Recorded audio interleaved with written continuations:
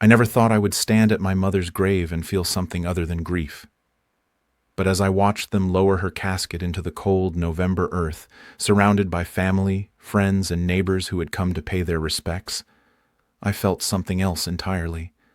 I felt the first cracks of a truth that would shatter everything I believed about my family, my childhood, and the woman I had called mother for 34 years.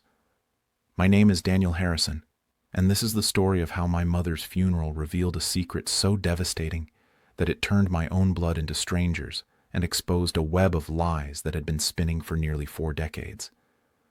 This is the story of betrayal that came not from an enemy, but from the people I trusted most in this world. And this is the story of how I discovered that sometimes the people who raise you are the ones who deceive you the most. Let me take you back to that cold morning in November, to a small cemetery on the outskirts of Sheffield, where the wind cut through our black coats and the sky hung low and gray, as if the heavens themselves were mourning. My mother, Margaret Harrison, had passed away peacefully in her sleep 3 days earlier, surrounded by flowers and photographs and the gentle hum of the hospice machines that had kept her comfortable in her final weeks. Pancreatic cancer, they said. By the time we found it, there was nothing to be done. I stood between my wife, Sarah, and my younger sister, Sophie, watching as the vicar spoke words I barely heard. My mind was elsewhere, lost in memories of a woman who had been the center of our family universe. Margaret Harrison had been many things to many people. A dedicated teacher for 35 years, a devoted wife to my father, Richard, until his death from a heart attack 5 years earlier, a doting grandmother to Sophie's 2 children, and to me she had been my compass, my confidant, my moral guide through every storm life had thrown my way, or so I believed. The service ended and people began the slow procession back to their cars, offering condolences and promises to call, to visit, to be there if we needed anything. Sophie was inconsolable, clinging to her husband James while their children were being minded by his parents back at the house. I played the role of the stoic son, shaking hands, accepting hugs, thanking people for coming. That was my job, I thought, to be strong, to hold things together. That was what Mother would have wanted. It was then that I noticed her.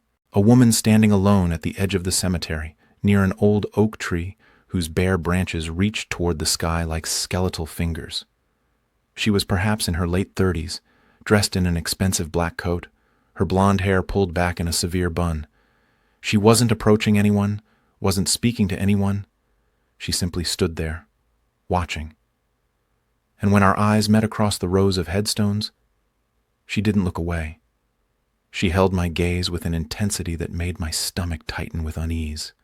I nudged Sarah. "Do you know who that woman is?" I asked. She followed my gaze and shook her head. "Never seen her before," she said. "Maybe a former student of your mother's?" That seemed reasonable. My mother had taught hundreds, perhaps thousands of students over her career. It wasn't unusual for them to appear at funerals, weddings, and other family events, paying respects to the woman who had shaped their young minds. I made a mental note to speak to her at the reception, to thank her for coming, and turned my attention back to the endless stream of mourners. But when I looked back toward the oak tree a few minutes later, she was gone. The reception was held at my mother's house, the same Victorian terrace where Sophie and I had grown up. It was strange walking through those familiar rooms filled with people eating sandwiches and sipping tea, knowing that my mother would never again sit in her favorite armchair by the window or potter about in the kitchen, making her famous lemon drizzle cake. The walls were lined with photographs. My parents on their wedding day, Sophie and me as children, family holidays in Cornwall, graduations, christenings, a lifetime of memories preserved in silver frames. I found myself drifting from conversation to conversation, accepting the same sympathetic words over and over again. She was a wonderful woman. She's in a better place now. Time heals all wounds. I nodded and smiled and said thank you, all while feeling increasingly detached from my own body, as if I were watching myself perform in a play whose script I hadn't written. It was my Uncle Robert who finally pulled me aside, about an hour into the reception. Robert was my father's older brother, a retired banker who had always seemed slightly uncomfortable around our family, as if he were carrying some invisible burden that prevented him from fully relaxing in our presence. He and my father had never been particularly close, and after my father's death, Robert's visits had become increasingly rare. I was surprised, in fact, that he had even come to the funeral. "Daniel," he said, his voice low and urgent. His hand gripped my elbow with surprising strength. "We need to talk. In private." I frowned. This wasn't like Robert. He was usually the type to hover at the edges of family gatherings, nursing a glass of sherry and making small talk about the weather. "Now?" He nodded, his pale blue eyes darting around the room as if checking for eavesdroppers. "It's important. Please." Something in his tone made me follow him without further question. We slipped out through the kitchen and into the small conservatory at the back of the house, where my mother's collection of orchids sat in neat rows on glass shelves. Robert closed the door behind us and turned to face me, and for the first time I noticed how old he looked, how tired, how frightened. "What is it?" I asked. "What's wrong?" He took a deep breath, and when he spoke, his words came out in a rush, as if he had been holding them back for years and could no longer contain them. "I don't know how to say this, Daniel.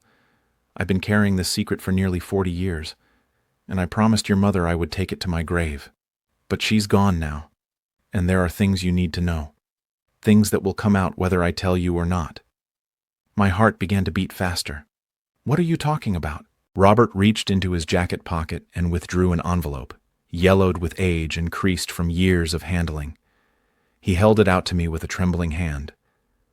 "This letter was written by your mother," he said, 38 years ago. I've been keeping it safe all this time, waiting for the right moment to give it to you.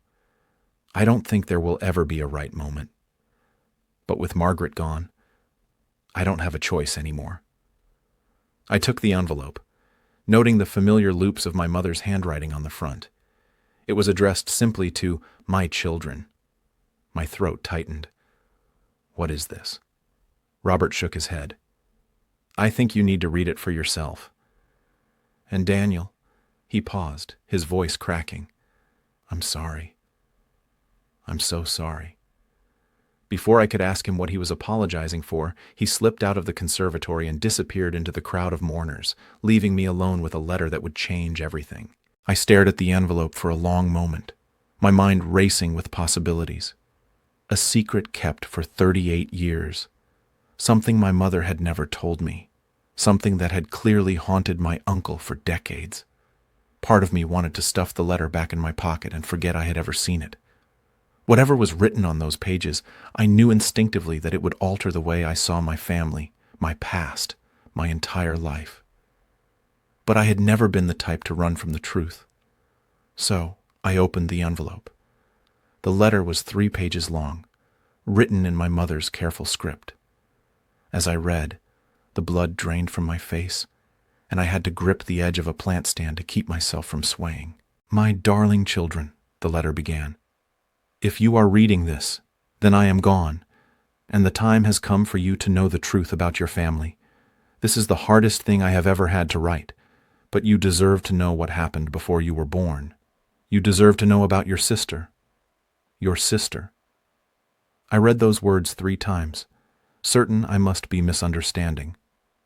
Sophie was my only sibling.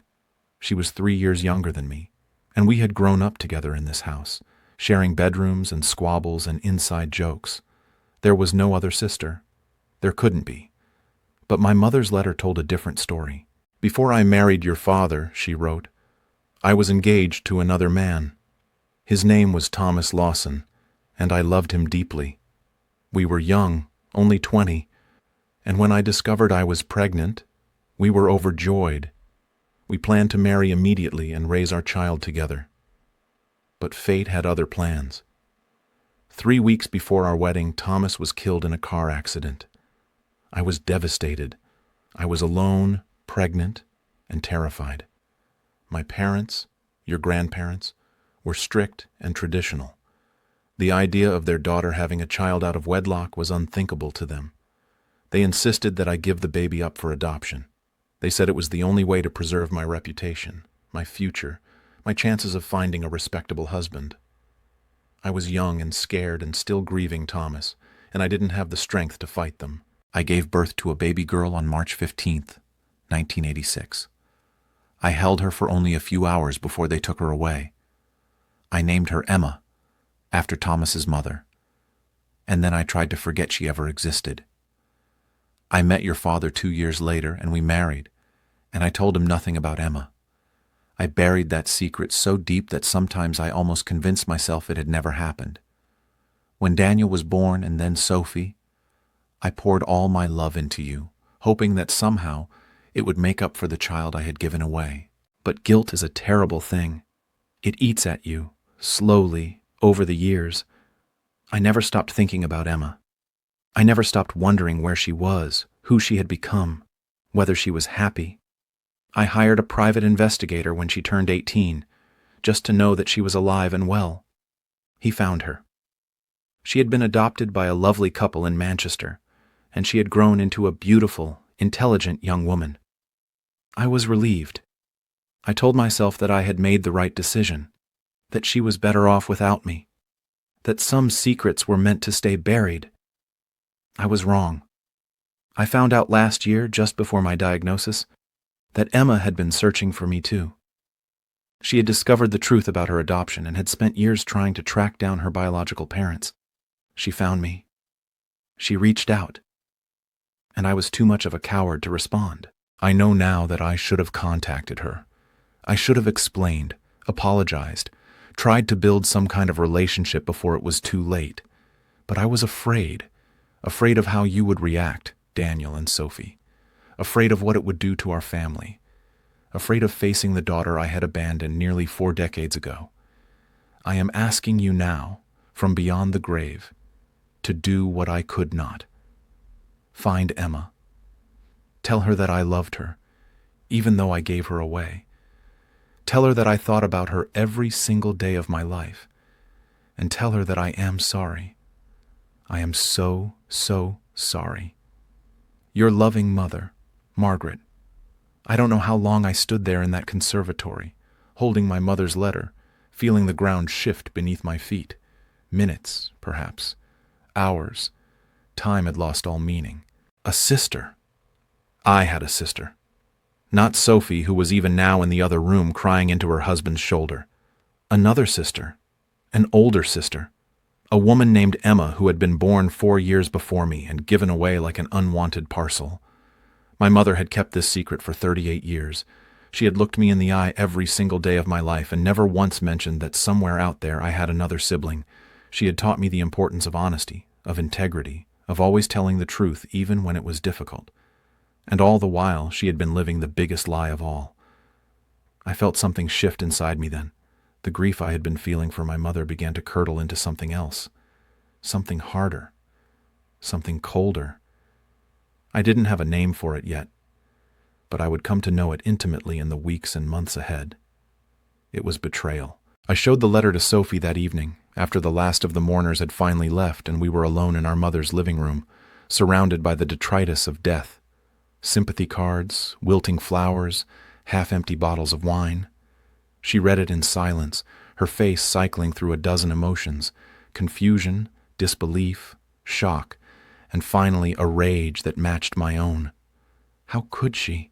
Sophie whispered, her voice trembling. How could she keep something like this from us? Our entire lives, Daniel. She lied to us, our entire lives. I didn't have an answer. I had been asking myself the same question for hours, turning it over and over in my mind like a stone I couldn't stop touching. The woman I had known as my mother, the woman I had trusted absolutely, had been hiding a fundamental truth about our family. And she had died without ever telling us directly. She had left it to a letter, to our uncle, to circumstances beyond her control. It felt like the ultimate act of cowardice. "We need to find her," Sophie said, and I could see the determination hardening in her eyes. "This Emma. We need to find her and talk to her." I agreed, of course. How could I not? Somewhere out there, I had a sister who had spent her entire life not knowing her true origins, not knowing that she had siblings who would have welcomed her with open arms. She deserved to know the truth. She deserved to know that our mother had thought about her, even if she had been too afraid to reach out. But as I would soon discover, Emma already knew far more than we realized, and her plans for our family went far beyond a tearful reunion. The investigation began the following week. I hired a private detective named Marcus Cole, a former police officer who came highly recommended for his discretion and thoroughness. I gave him everything I had: the letter, the name Emma Lawson, the date of birth, the adoption records my mother had referenced. He promised to have answers within a fortnight. In the meantime, I threw myself into the task of settling my mother's estate. She had left everything to Sophie and me in equal shares, which was straightforward enough. But as I began to go through her papers, her bank statements, her files, I discovered something troubling. Over the past 18 months, significant sums of money had been transferred out of my mother's accounts. Not small amounts. Tens of thousands of pounds, moving in irregular intervals to a bank account I didn't recognize. In total, nearly £200,000 had been transferred, leaving her estate far smaller than I had expected. At first I assumed it must be medical expenses. Cancer treatment is expensive after all, even with the NHS. Perhaps she had opted for private consultations, experimental treatments, holistic therapies. But when I called her oncologist and spoke to the hospice administrators, they assured me that all her care had been covered by insurance and the health service. There were no outstanding bills. So where had the money gone? I dug deeper, pulling bank statements and credit card records going back years. The transfers had all gone to the same account, held at a private bank in London. The account holder's name was listed simply as E. Lawson, Emma. The realization hit me like a physical blow.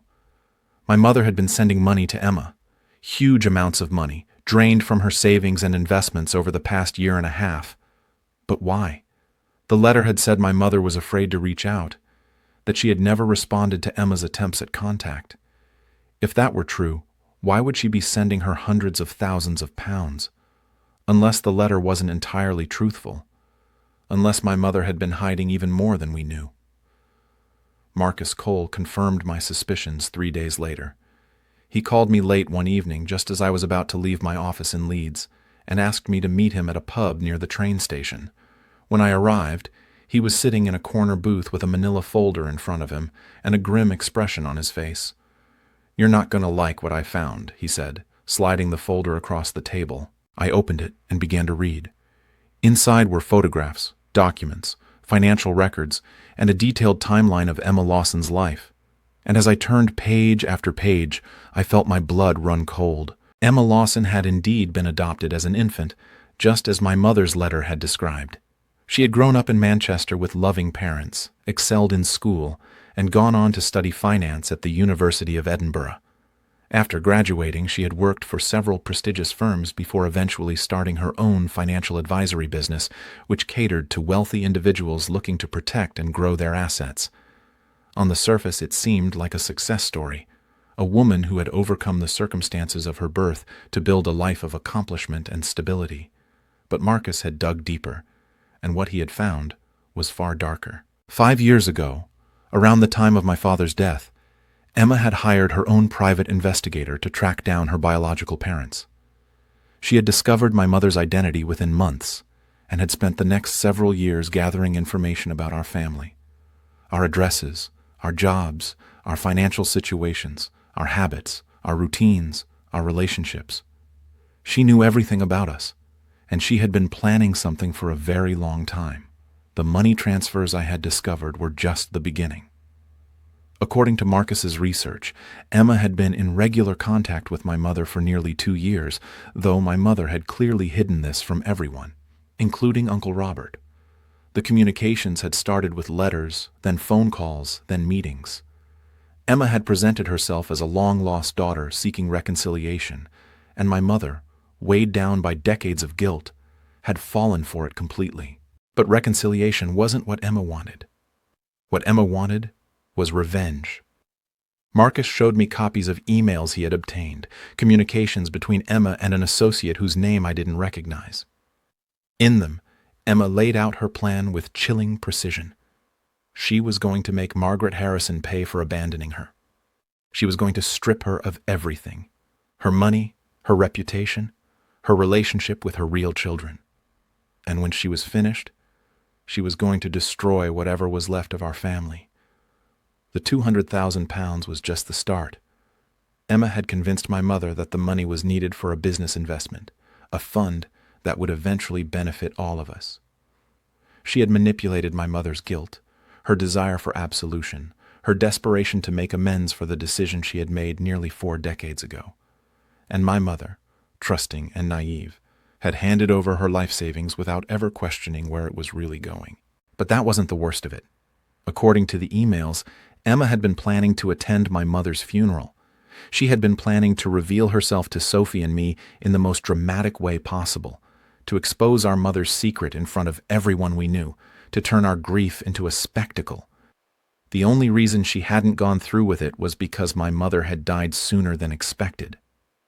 The cancer had moved faster than anyone anticipated, and Emma's carefully orchestrated plan had been disrupted.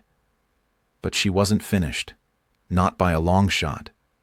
The woman I had seen at the cemetery, standing alone by the oak tree, had been Emma. She had come to watch our mother's funeral, to observe us in our grief, to savor the moment when her abandoner was finally put in the ground. And now that my mother was gone, she was turning her attention to Sophie and me. We were next. I wish I could tell you that I handled this revelation with grace and composure. I wish I could say that I immediately went to the police, reported what I had found, and let the authorities handle the situation.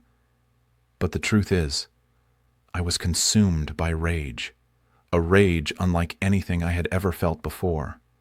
My mother had betrayed me by keeping this secret, but Emma, this woman who shared my blood, who was technically my sister, was threatening to destroy everything I had left.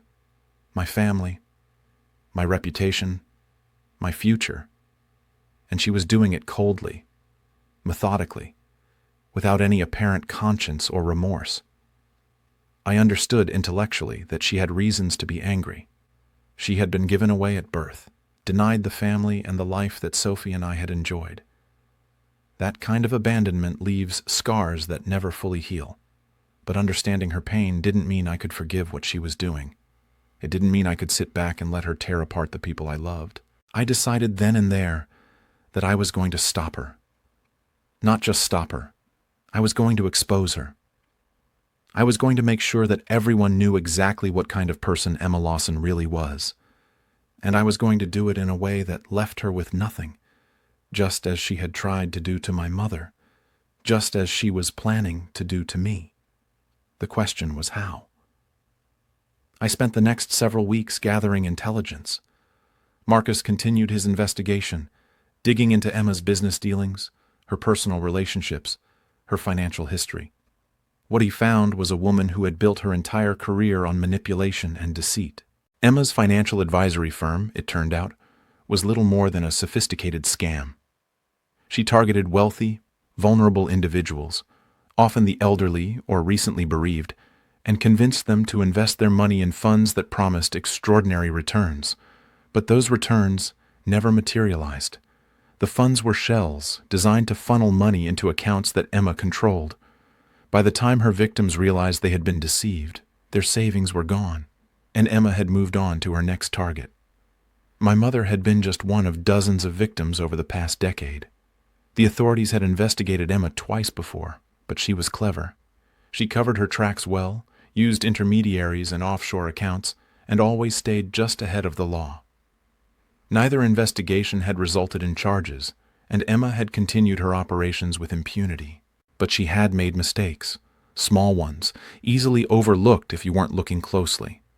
Marcus found them, documented them, and laid them out for me in a series of reports that painted a comprehensive picture of Emma's criminal enterprise. Wire fraud, investment fraud, elder abuse, tax evasion. The list went on and on. I had enough to bury her. The question was whether to go to the police or to handle things myself. I chose a different path. A path that would expose Emma not just to the legal system, but to the world. I was still working through my plan when Emma made her first move. She sent a letter to Sophie, introducing herself as our long-lost sister and requesting a meeting. The letter was sympathetic, warm, filled with expressions of grief for the mother they had never had the chance to know together. It was designed to appeal to Sophie's emotional nature, to draw her in with promises of family and connection. Sophie, to her credit, came to me immediately. She was suspicious, she said. Something about the letter felt off. But she was also curious. She wanted to meet this woman who claimed to be our sister. She wanted to hear her story, to understand why our mother had given her away, to perhaps build a relationship with someone who shared our blood. I showed Sophie what Marcus had found: the scam, the victims, the emails detailing Emma's plan for revenge. I watched my sister's face crumble as she read, as she realized that the woman reaching out to her wasn't interested in family. She was interested in destruction. "We can't let her get away with this," Sophie said, her voice hard with fury. "She stole from Mum. She's been planning to hurt us for years. We have to do something." I agreed, and I told her my plan. The first step was to give Emma exactly what she wanted. Sophie responded to her letter, expressing enthusiasm about meeting and learning more about their shared history. They exchanged several emails over the following week, and eventually Sophie invited Emma to dinner at her home in London. Emma accepted immediately, probably believing that her plan was working, that she was drawing us into her web. What she didn't know was that we were drawing her into ours. The dinner took place on a cold evening in December, 3 weeks after my mother's funeral. Sophie and James's home in Hampstead was warm and inviting, decorated for the approaching holidays with tasteful lights and evergreen boughs. Sophie had prepared an elaborate meal, and the table was set for 4, Sophie and James, Emma, and myself. Emma arrived precisely on time, dressed impeccably in a designer dress and heels. She was charming and gracious, expressing sympathy for our loss and gratitude for the invitation. She spoke movingly about her own childhood, her search for her biological parents, her joy at finally finding siblings who welcomed her with open arms. It was a masterful performance. If I hadn't known the truth, I might have been taken in myself. We played along, asking questions, sharing stories, pretending to bond over shared DNA, and a mother we had all lost. Sophie was particularly convincing, tears streaming down her face as she told Emma how much she wished they had known about each other sooner, how much it would have meant to their mother to have all her children together. Emma ate it up. I could see the satisfaction in her eyes, the belief that her plan was proceeding exactly as she had intended. She probably thought we were naive, gullible, easy marks just like our mother had been. She probably thought she had already won. She was wrong. After dinner, as we moved to the living room for coffee, I excused myself to use the bathroom. Instead, I went upstairs to the guest room where I had set up a small command center earlier that day. 2 laptops were open on the desk, connected to cameras hidden throughout the house. Every word Emma had spoken that evening had been recorded. Every expression, every gesture, every carefully crafted lie. But that was just the beginning. I made a phone call, and then I waited. 20 minutes later, the doorbell rang. Sophie went to answer it, and when she returned to the living room, she was accompanied by a man in his 60s with gray hair and a stern expression. His name was Detective Chief Inspector Harold Barton, and he was a senior investigator with the National Crime Agency's Economic Crime Division. I had been working with Inspector Barton for the past 2 weeks, sharing everything Marcus had discovered about Emma's criminal enterprise. He had been investigating her independently for months, but our evidence had provided the final pieces he needed to build a case. Tonight was the culmination of that effort. Emma's face went pale when she saw the badge. "What's going on?" she demanded, rising from her chair. "Who is this man?" "This man," I said, stepping back into the room, "is here to arrest you. Emma Lawson, you're under investigation for multiple counts of fraud, elder abuse, and money laundering. I suggest you don't say anything without a lawyer present." For a moment, Emma's mask slipped, and I saw the real woman beneath, cold, calculating, furious. "You have no idea what you're doing," she hissed. "I'm your sister. I'm family. Family doesn't steal from dying mothers," I replied. Family doesn't plot to destroy the people who should have been their siblings. You're not my family, Emma. You're a criminal, and you're going to pay for everything you've done. Inspector Barton stepped forward, reciting Emma's rights as he placed her under arrest. She didn't resist, but her eyes never left mine, burning with a hatred so intense I could feel it across the room. "This isn't over," she said as they led her away. "You think you've won, but you don't know anything. There are secrets in this family that will destroy you. I'll make sure of it."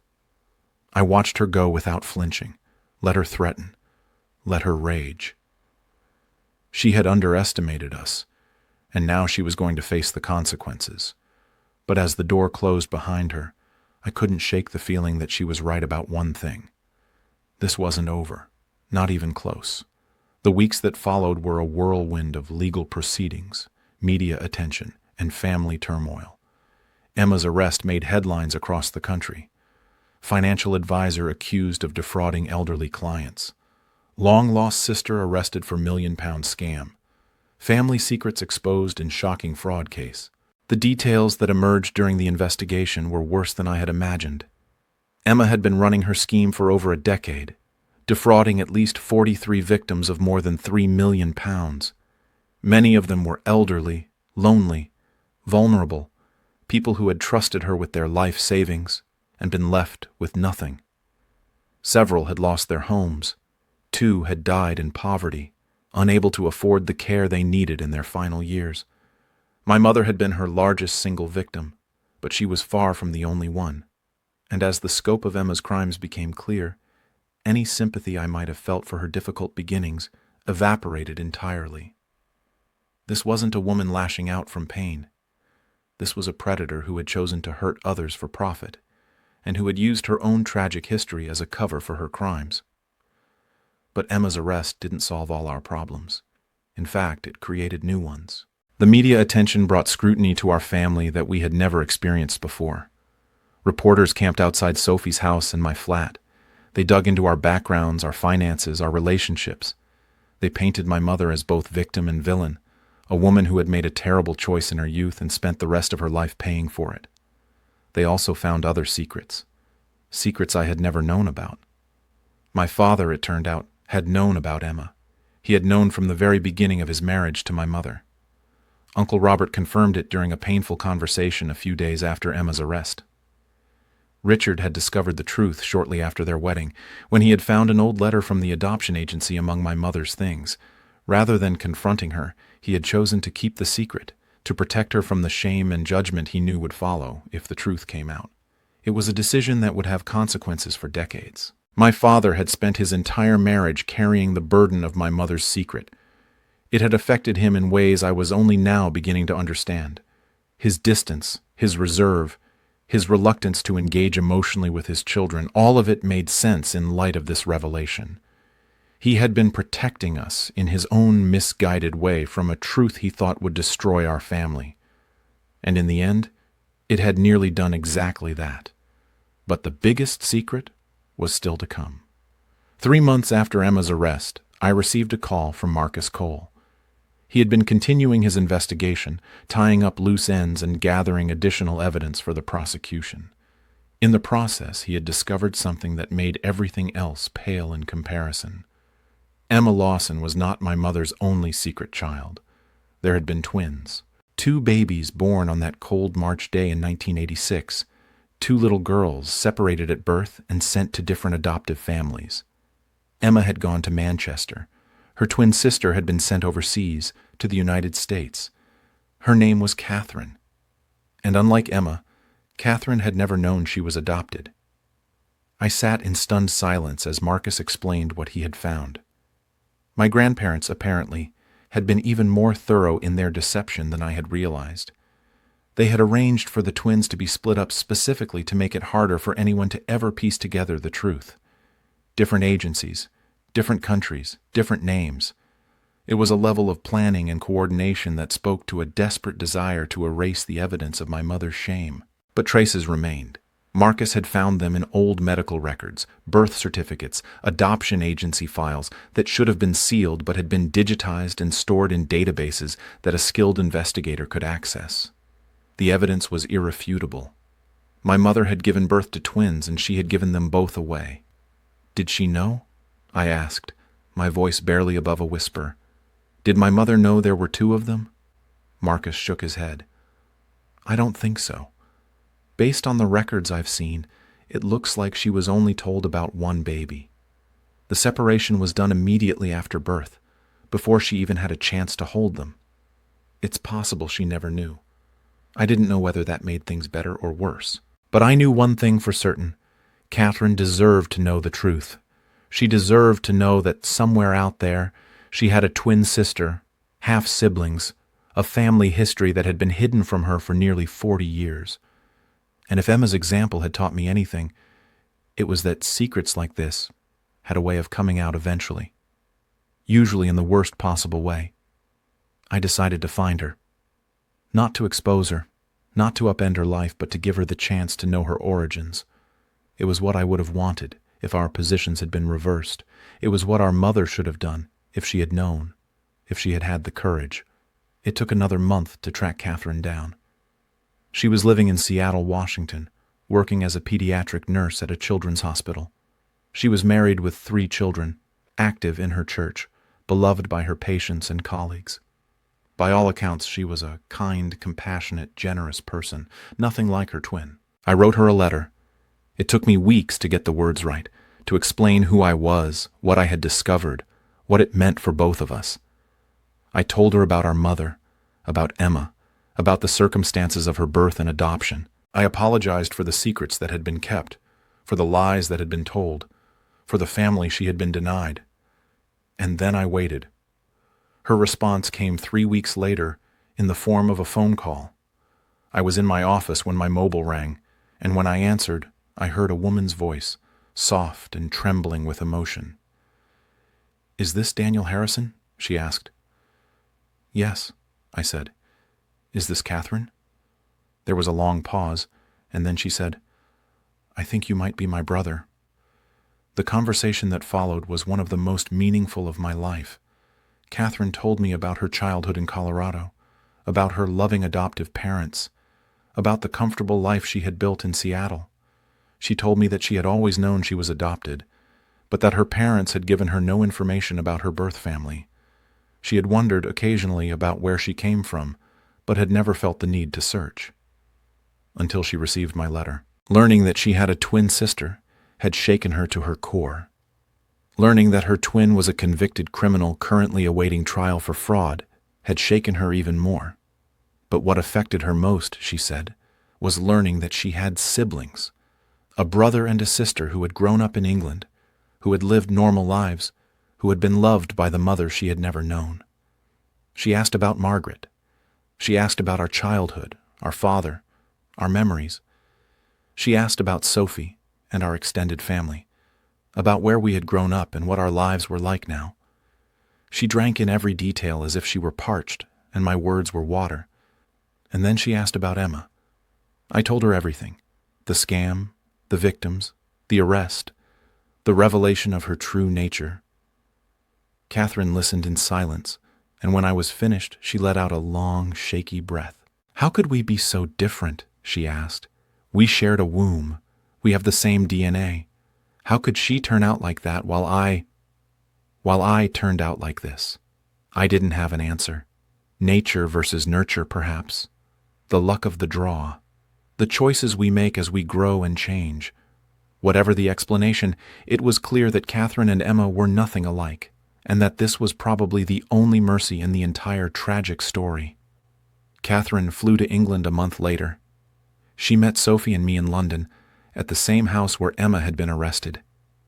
It was an emotional reunion, full of tears and laughter, and the strange joy of discovering family you never knew you had. Catherine fit seamlessly into our lives, as if she had always been meant to be there, as if the 40 years of separation had been nothing more than a temporary interruption. We visited our mother's grave together, the 3 of us. Catherine brought flowers and stood in silence for a long time, paying respects to a woman she had never met, but who had given her life. Sophie and I stood on either side of her, a family reunited at last, bound by blood and by the secrets that had tried to tear us apart.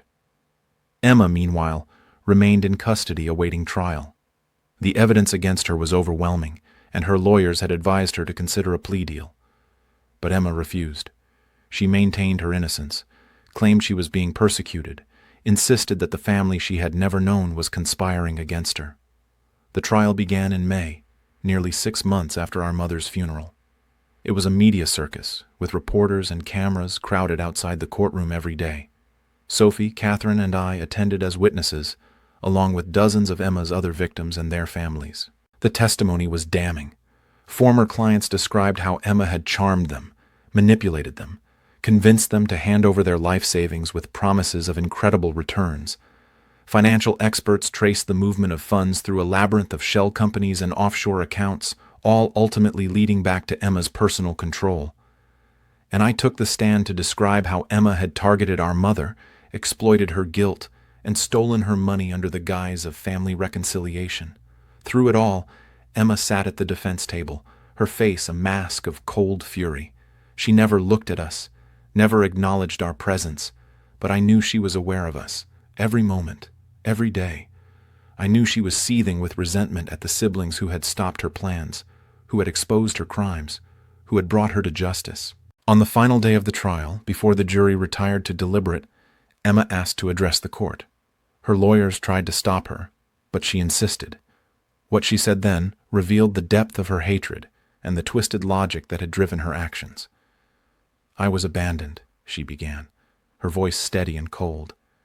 "Left behind by a woman who couldn't be bothered to raise me, who gave me away like unwanted luggage, who went on to have other children and pretend I never existed. Do you know what that does to a person? Do you have any idea what it's like to grow up knowing that your own mother didn't want you?" She paused, letting the words sink in. "I found out the truth when I was 25. I learned that my biological mother was a respectable teacher in Sheffield, that she had a husband, a son, a daughter, a perfect little family that didn't include me. I watched them from a distance for years. I saw them laughing, celebrating, living the life that should have been mine, and I hated them. I hated them with every fiber of my being." Her eyes found mine for the first time since the trial began. "My mother owed me," she said. "She owed me for 38 years of lies. She owed me for the life she stole from me. I took what was rightfully mine. And if that makes me a criminal, then so be it. At least I got justice." The courtroom was silent when she finished, and then the judge instructed the jury, and they filed out to begin their deliberations. 3 hours later, they returned with a verdict: guilty on all counts. Emma's sentence was handed down 2 weeks later. 12 years in prison for fraud, elder abuse, and money laundering.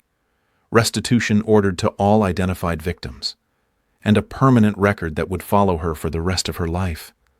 As they led her away in handcuffs, she turned and looked at me one final time. There was no remorse in her eyes, no regret, only hatred, pure and undiluted. "This isn't over," she said. "You'll never escape what this family did to me. Never." I didn't respond. I simply watched her go, feeling nothing but relief that she was finally going to face the consequences of her actions. But her words stayed with me long after she was gone. Because in a way, she was right. The secrets of our family had shaped all of our lives, in ways both visible and hidden. My mother's decision to give up her twins had set in motion a chain of events that had led us here, to this courtroom, to this moment. The guilt she had carried for decades, the lies she had told, the truth she had hidden, all of it had contributed to the tragedy we were now living through. I couldn't change the past. I couldn't undo what my mother had done, or what my grandparents had done, or what any of the generations before us had done. But I could choose how to move forward. I could choose to learn from their mistakes instead of repeating them. I could choose truth over deception, forgiveness over resentment, family over isolation. And that is exactly what I did. In the months and years that followed, Sophie, Catherine, and I built the relationship we should have had from the beginning. Catherine relocated to England, wanting to be closer to the family she had finally found. She and her husband bought a house in the countryside, not far from where Sophie and James lived. Their children became instant friends with Sophie's kids, and our holiday gatherings grew larger and more joyful each year. We also made peace with the parts of our family that had failed us. Uncle Robert, who had carried the burden of my mother's secret for so long, was welcomed back into our lives. He was old and frail, and the guilt had worn him down, but being part of a true family again seemed to give him new purpose. He passed away peacefully 2 years later, surrounded by the people he loved, finally free of the weight he had carried. We held a small ceremony at my mother's grave, just the three of us and our spouses. We didn't speak of Emma or the trial or the secrets that had divided us. We spoke instead of the future, of the family we were building, of the legacy we hoped to leave for our children. And as I stood there in the quiet of the cemetery, I felt something I hadn't felt in a very long time. Peace. My mother had made mistakes, terrible mistakes. Her decision to give up her daughters had caused pain that rippled through decades and generations. Her choice to keep the secret, to hide the truth even from those who loved her most, had allowed that pain to fester and grow until it nearly destroyed everything. But she had also raised 2 children who were capable of forgiveness, who were capable of building something new from the ashes of the old, who were capable of welcoming a stranger into their family and loving her as if she had always been there. That was her legacy too. Not just the lies, but the love. Not just the betrayal, but the resilience. And as for Emma, she would spend the next decade behind bars, facing the consequences of her choices. I heard later that she never stopped proclaiming her innocence, never stopped insisting that she was the real victim. Perhaps in her own twisted way she believed it. Perhaps she had convinced herself so thoroughly that she was entitled to revenge that she could no longer see the truth. But the truth was there, whether she acknowledged it or not. She had hurt people. She had stolen from the vulnerable. She had tried to destroy a family that had done nothing to her except exist, and she had been caught, exposed, and punished for her crimes. Justice had been served. I think about my mother often, especially on quiet evenings when the house is still and I have time to reflect. I think about the young woman she was, scared and grieving, pressured by her parents to make a decision that would haunt her for the rest of her life. I think about the secrets she kept, the lies she told, the price she paid. I don't forgive her entirely. I'm not sure I ever will. The discovery of her secret changed something fundamental in my understanding of who she was and who I am. It forced me to reckon with the reality that the people we love are capable of deception, that family bonds can be both the strongest and the most fragile things in the world. But I don't hate her either.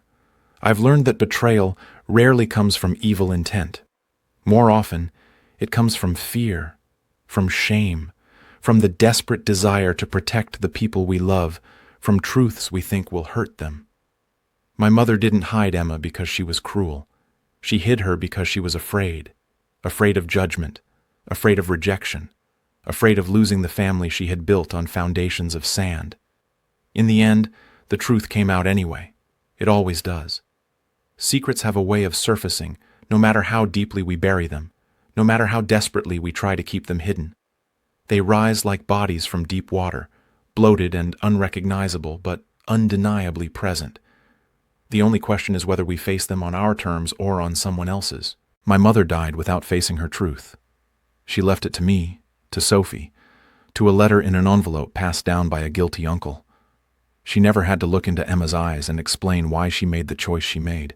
She never had to answer for the pain she caused or seek forgiveness from the daughter she abandoned. I consider that a failure. Not of character, perhaps, but of courage. She had nearly 4 decades to set things right, and she never did. She chose comfort over truth, safety over justice. And while I understand why she made that choice, I cannot admire it.